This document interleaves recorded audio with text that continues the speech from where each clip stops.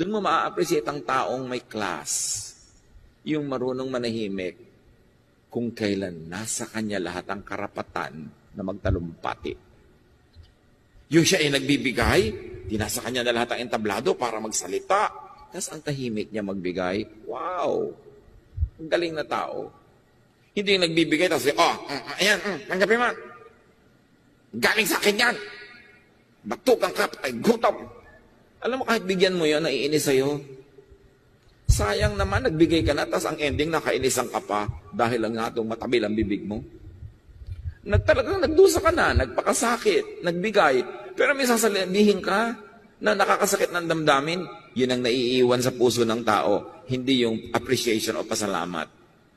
Ang natatandaan niya, yung matalimong dila. Kahit ano pang bigay mo, inaabutan mo na sarap na pagkain, sabi mo, isaksak mo sa matibay mong sikmura.